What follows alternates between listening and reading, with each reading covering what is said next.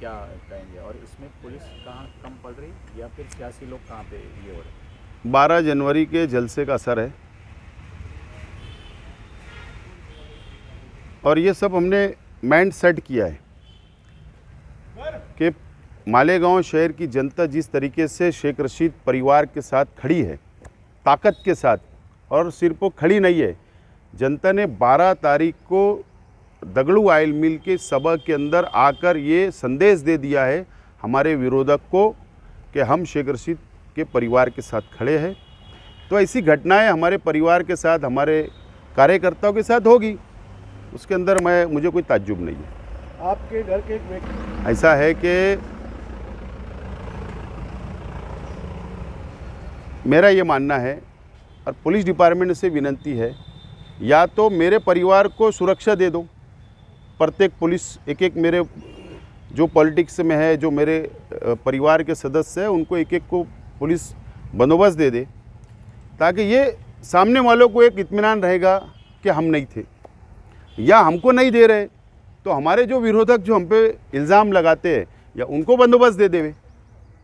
कहीं ना कहीं ये रुकना चाहिए, जो गलत बातें, जो झूठे आरोप लगाकर, झूठी फरियाद देकर जो हमारे परिवार के लोगों को, हमारे कार्यकर्ताओं को जानबूझकर झूठे केस में फंसाने की कोशिश की जाती है, ये कहीं ना कहीं रुकना चाहिए। ये विनती है पुलिस से, और बहरहाल हमको पुलिस से ज़्यादा विश्वास कोर्ट के ऊपर है, वहाँ पर न्याय मिलेगा। हमारे जो भी झूठे इल्ज़ामात लगे उसके ऊपर न्याय मिलेगा।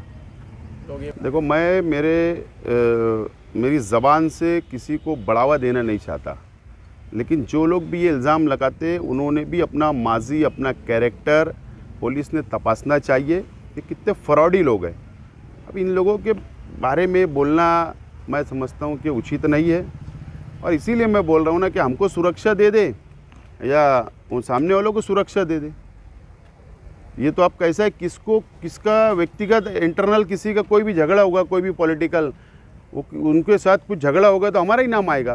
तो इसके लिए मैं तो सरकार से भी डिमांड करने वाला हूँ, पुलिस से भी डिमांड करने वाला हूँ कि हमको सुरक्षा दे या उनको सुरक्षा दे, ताकि ये मैटर क्लोज होना चाहिए एक टाइम। ऐसे हालात क्यों आते हैं कि तुम्हारे कहीं? मैंने तकरीर के अंदर यही मैसेज संदेश दिया हूँ कि शेख रशीद साहब के जाने के बाद हम लोगों को, हमारे परिवार को, हमारे पार्टी के कार्यकर्ताओं को कमज़ोर ना समझे।